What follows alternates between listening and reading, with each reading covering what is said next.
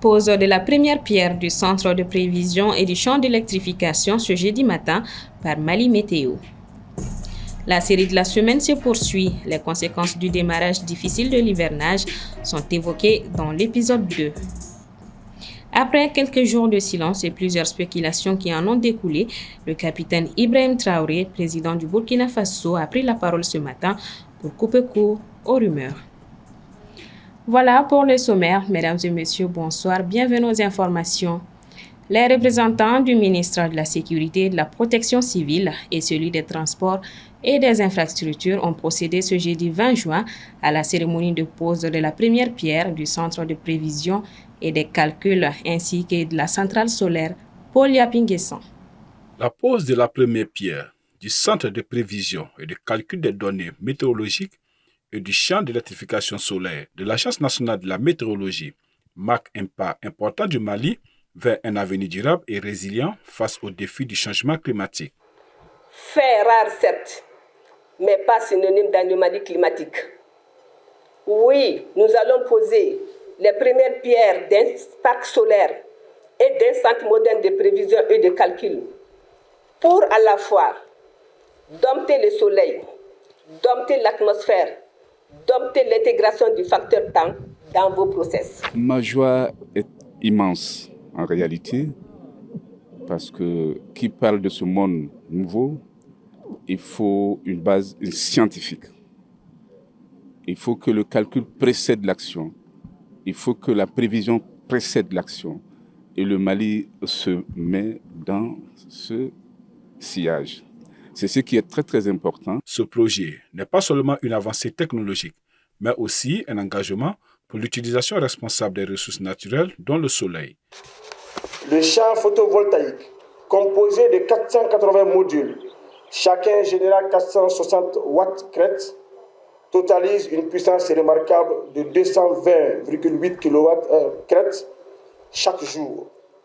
Et ce champ produira en moyenne 828 kWh d'énergie solaire, bénéficiant d'une irradiation moyenne quotidienne de 5 kWh par mètre carré. Cette centrale solaire va contribuer également à soulager les dépenses publiques de Mali Météo. Notre futur parc solaire nous permettra également de créer 4 emplois permanents pour la maintenance des équipements installés et aussi d'économiser par an 216 millions de francs CFA sur la base des 750 litres de gasoil que nous consommons actuellement par jour. La réalisation de ces deux joyaux technologiques résulte des initiatives du Hydromet Mali, financées à hauteur de 33 millions de dollars US par le groupe de la Banque mondiale, le Fonds vert pour le climat et le gouvernement du Mali. Place à notre série de la semaine, le difficile démarrage de la saison des pluies. Quelles en sont les conséquences? Des éléments de réponse dans ce second épisode, signé Soumaïla Fani. La saison des pluies intervient au Mali à partir du mois de juin. Mais cette année, à mi-juin déjà, nous assistons toujours à de fortes chaleurs, comme si nous étions encore au mois d'avril. Et l'hivernage tarde ainsi à s'installer.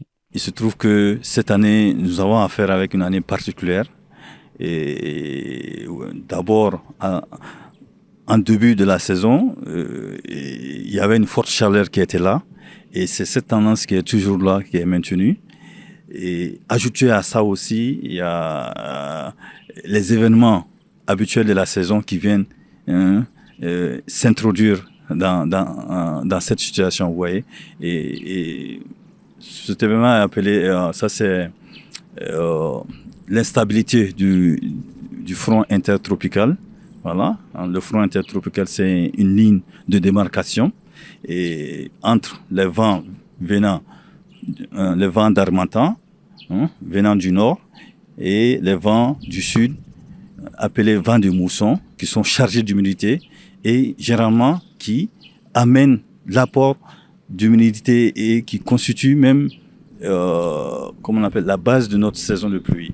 Selon lui, Cette tendance que nous vivons actuellement va continuer jusqu'à la dernière décade de ce mois de juin, période à laquelle un rétablissement irrégulier de la pluie va s'installer. Vous n'êtes pas sans savoir que le monde a affaire avec le phénomène météorologique appelé El Niño, et qui était un phénomène sans précédent cette année, et qui avait une grande amplitude et qui vraiment a impacté sur les paramètres météorologiques un peu partout à travers le monde. Donc le Mali n'est pas épargné, l'Afrique n'est pas épargnée, le Sahel n'est pas épargné, et c'est pourquoi nous subissons ces conséquences-là. Et maintenant, heureusement que la tendance est en train de baisser. Donc à partir du 20 juin, vous allez voir que les pluies vont commencer à être plus régulières et plus denses aussi. Pour ce qui concerne des prévisions pluviométriques attendues pratiquement tous les jours et qui ne donnent presque rien dans la plupart des cas, les prévisionnistes s'expliquent par une instabilité climatique. Habituellement, c'était le mois de mai qu'on connaissait cette situation, mais il faut reconnaître que cette année, il y avait vraiment une instabilité et le mois a été dominé, et toute la période du début de la saison jusqu'à maintenant a été dominée par la formation des cellules isolées qui peuvent vous donner que des pluies par endroit et souvent des fines pluies et souvent c'est des grondements seulement ou bien des éclairs, voilà, ou bien des coups de vent quelque part. Et c'est dû à tous ces phénomènes météorologiques qui est en train de se passer. Enfin, il ajoute qu'une bonne saison est attendue cette année 2024, au cours de laquelle les mois de juillet, août et septembre auront de fortes précipitations et la saison atteindra jusqu'au 31 octobre avec un risque d'inondation très élevé. AFG Bank Mali a présenté ce matin son produit AFG Lease. Il répondra aux besoins en équipement de nombreux professionnels. Djeneba Samaki. Avec le lancement de sa nouvelle offre de crédit bail AFG Lease, AFG Bank veut répondre aux besoins d'équipement des professionnels, que ce soit dans les secteurs des mines, BTP, santé ou restauration. Nous renforçons ainsi notre position de leader dans le financement d'actifs pour les acteurs du secteur minier. Et nous réaffirmons notre mission de soutenir le développement économique de nos clients. Nous sommes convaincus que cette nouvelle offre vous apportera les ressources nécessaires pour atteindre de nouveaux sommets. Ce produit n'est pas nouveau pour AFG Bank. Elle a même 6 années d'expérience et de nombreux clients satisfaits à son actif. Et donc, la nouveauté, c'est que nous avons élargi, comme je vous ai dit, le nombre de partenaires. Le nombre de partenaires pour pouvoir mettre à la disposition de nos clients l'ensemble d'un panel de produits qui va vraiment les servir pour pouvoir acquérir les équipements, les matériels, les outils. Donc, que vous soyez une PME, que vous soyez une grande entreprise, que vous soyez une profession libérale, l'offre s'adresse à toutes ces catégories, sauf les particuliers.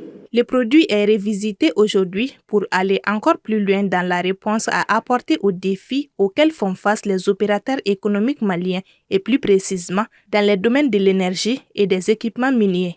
En son temps, on partait en Europe, en Asie, payer des véhicules d'occasion qui ont presque souvent notre âge pour travailler avec beaucoup de frais d'entretien.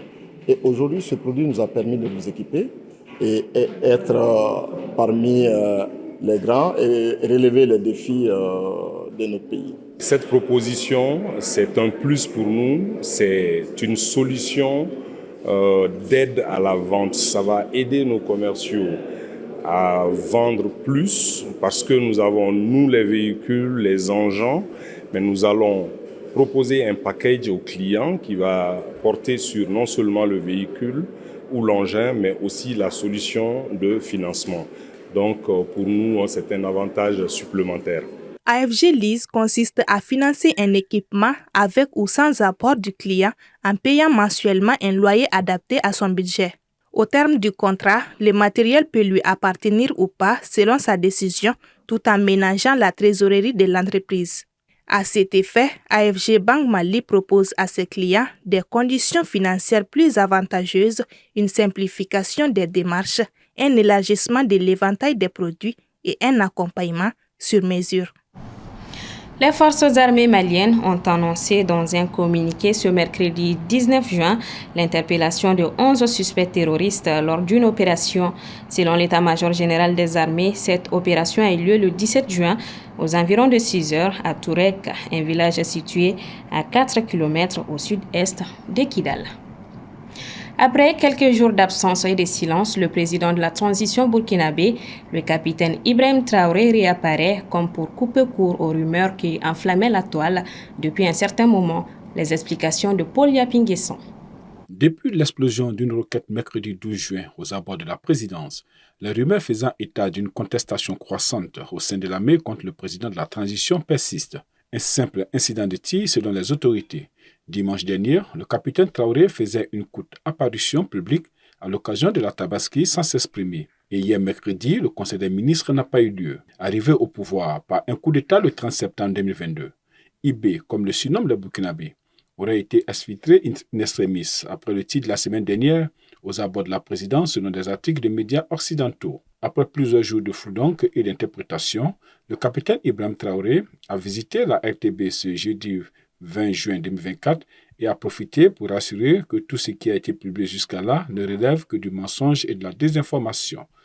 Ils veulent distraire les gens. C'est rien d'important. Nous, on ne fuit pas. Jamais. Nous sommes soldats.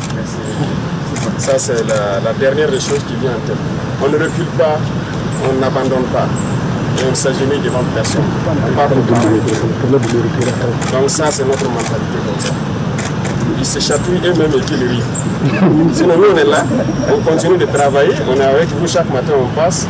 Voilà. Mais on ne voulait pas venir pour les laisser continuer jusqu'à aller se noyer eux-mêmes. Je pense qu'ils se sont bien noyés maintenant. Toute l'Afrique a compris que ce sont des apatrides, ce sont des ennemis de la nation. Voilà, c'est une année absolument rien. Nous sommes là, on travaille. Le président du Faso estime que tout cet acharnement a pour objectif également de faire fuir les investisseurs du Burkina Faso. Le chef suprême des armées burkinabé a terminé en assurant que toutes ces campagnes n'est pas anodine. Avant de souligner, je le cite, « Ils ont un plan en tête, c'est sûr, mais on les attend de pied ferme », a déclaré le capitaine Ibrahim Traoré. À noter que le chef de l'État a présidé également le Conseil des ministres ce jeudi 20 juin 2024, selon les images diffusées par la présidence du Faso. C'est hier, 19 juin, que Cyril Ramaphosa, réélu président de l'Afrique du Sud, a prêté serment à Pretoria devant l'Assemblée nationale à l'occasion de sa première séance, et ce, en présence de nombreux chefs d'État africains. Dans son discours, il a promis aux Sud-Africains de mieux faire. Pour lui, c'est une nouvelle ère qui s'ouvre avec la formation du futur gouvernement d'union. On le sait, le leader de l'ANC, âgé aujourd'hui de 71 ans, n'a pu conserver son fauteuil présidentiel qu'au terme de longues tractations qui ont finalement abouti à un compromis avec la principale formation politique de l'opposition, l'Alliance démocratique. EDM, les mauvais payeurs dans le viseur, c'est la une de Journal du Mali cette semaine. Ils sont nombreux les services de l'administration publique qui doivent beaucoup d'argent à l'EDM, dont la direction semble engagée dans une dynamique pour recouvrer les impayés qui s'élèvent à des milliards de francs CFA. Le numéro 480 du Journal du Mali est à lire et télécharger sur www.journaldumali.com. C'est ce qui met fin à ce 1945. Grand merci à vous de l'avoir suivi. À demain. Bonsoir à tous.